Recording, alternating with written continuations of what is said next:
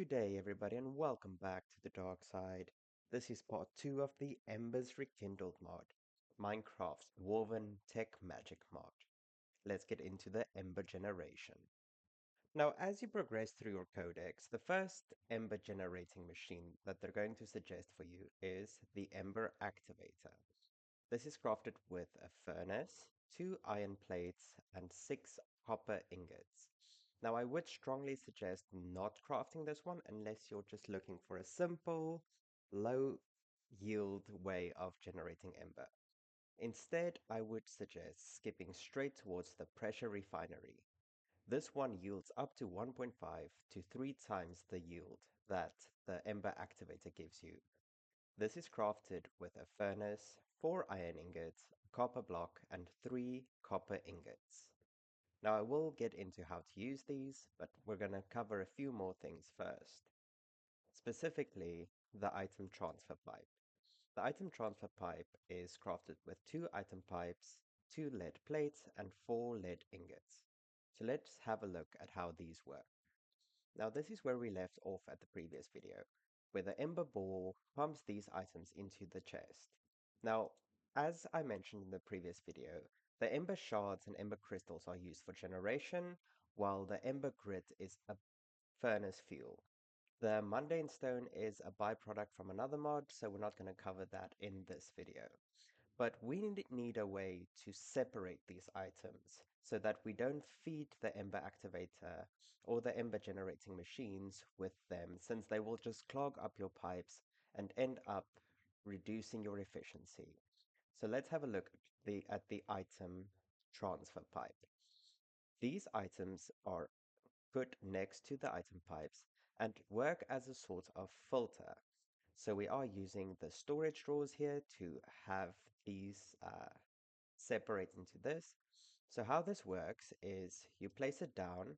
The side you look at and activate is the direction opposite of what it would flow. So as you saw, I put it against the pipe, meaning this will flow this way. So if you take an item and hold it in your hand, all you need to do is right click on the item transfer pipe, and that will limit the movements through this item transfer pipe to that specific item. Right clicking again removes the filter. As you'll see, once we activate this, the items will start flowing into their respective units, and from here on you can separate them into the different areas where you need them. From this point, you can take your Ember Shards or Ember Crystals and pump them into the bottom half of either the Ember Activator or the Pressure Refinery. The Ember Activator is a lot lower yield, but is useful if you just want the Ember to be generated on its own without all the unnecessary extra stuff that that the Pressure Refinery requires. So having a look at this, as soon as you pump it out, as you can see from the text on screen, the bottom accepts Ember and is a machine accesses slot, while the top produces the Ember. As you can see, as it is running, getting Ember shards or Ember crystals from the bottom, as you can see there's 64 currently in there, it will start generating more Ember. The Ember dial gives you an indication of how much Ember is still caught up within this machine. Now the pressure refinery is a bit more complicated. As you can see from the tooltip, this bottom block part of the block requires a fluid or water. So all you need to do is connect the fluid pipe, the fluid extractor, lever, and then of course a water source, including any of the ones we covered in the previous video, and it will instantly start producing Ember. As you can see, it produced 28,000 in the time it took the Ember activator to produce a fraction of that.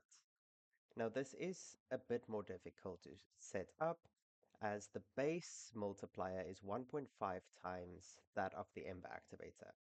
But if you put a metal block below it and surround that with lava, if you look at the Ember dial, you can see there's a production multiplier of 3 times the amount of Ember that the Ember activator would give you.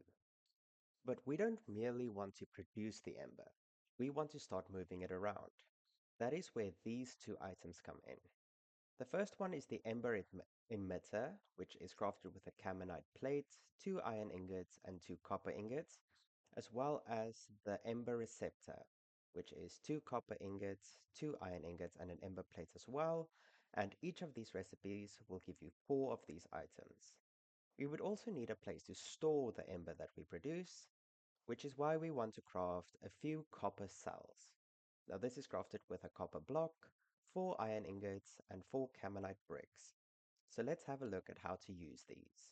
Now, placing these items in this way with the receptor on the battery, the emitter on the producer, and the lever on the emitter, we can do the following. As you can see, there's 28,000 MV in here, 0 in here, and the lever is currently off. If we switch it on, nothing will happen. Now, the emitter does require a redstone signal to work, and vanilla levers will work as well. But to combine these two with each other so that they are connected, you're going to need your Tinker's hammer. You're going to come to the receptor and shift right click on that. You will hear a distinct clinking sound if your sounds are on, and then you're just going to normally right click on the emitter. Now, it is important that you shift click on the receptor and just normally click on the emitter and that the lever is on. And as you'll see, the ember will start to be transferred into the copper cell. And this will reduce until more is produced from the ember and water below. Same can be done for this side. Shift right click, and then activate it. And if we look at the ember levels, you'll see that the ember is being transferred to the cell. Now, as long as the tooltip tells you that it accepts Ember, Ember can be pumped in or out of that cell through that block. This works for all the machines. So, for instance, this pressure refinery in the top block, it will be able to accept and eject Ember from that block. And that's everything you need to know about how to generate Ember in the Embers Rekindled mod. Join me next time when we're going to look at the smeltery, press, and some more other miscellaneous items. See you there!